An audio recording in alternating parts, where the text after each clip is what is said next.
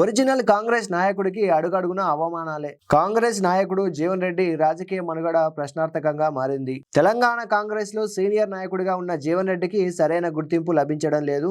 ఉమ్మడి ఏపీలో కీలక నాయకుడిగా వ్యవహరించిన అతడికి ప్రస్తుతం ప్రాధాన్యత ఇవ్వడం లేదు. ఇన్నాళ్లు ఎమ్మెల్సీగా ఉన్న ఆయన ఇటీవల పదవి కాలం ముగియడంతో సాధారణ నాయకుడిగా మారిపోయాడు. తన ప్రత్యర్థి బీఆర్ఎస్ పార్టీ ఎమ్మెల్యే సంజయ్ చేరడంతో కాంగ్రెస్ పార్టీలో జీవన్ రెడ్డిని ఎవరు గుర్తించడం లేదు. తన ఉనికి కోసం అతడు పోరాటం చేయాల్సిన దయనీయ పరిస్థితి ఏర్పడింది. ఇటీవల సర్పంచ్ ఎన్నికల్లో జగిత్యాలలో తన అనుచరులను గెలిపించుకోలేకపోగా ఇప్పుడు మున్సిపల్ ఎన్నికల్లో ఎమ్మెల్యే చెప్పిన వారే పోటీ చేయాలని పార్టీ నిర్ణయించడంతో జీవన్ రెడ్డికి తీరని అవమానం జరుగుతోంది. ఈ క్రమంలో గాంధీ భవన్ లో జరిగిన సమావేశాన్ని జీవన్ రెడ్డి బహిష్కరించి తన అసంతృప్తి వెళ్లగక్కాడు. పార్టీ అధిష్టానానికి రేవంత్ రెడ్డికి వ్యతిరేకంగా తీవ్ర అసంతృప్తి వెళ్లగక్కుతున్న అధిష్టానం పట్టించుకోవడం లేదు. ఈ పరిస్థితుల్లో అతడు కాంగ్రెస్ పార్టీలో ఉండలేక వెళ్లలేక గందరగోళంలో పడ్డాడు. ఫిరాయింపు ఎమ్మెల్యేలపై వేటు వేస్తే ఉప ఎన్నికల్లో అవకాశం వస్తే సరి, లేకుంటే ఇక జీవన్ రెడ్డి రాజకీయ జీవితం ముగిసినట్టుగా భావించవచ్చు.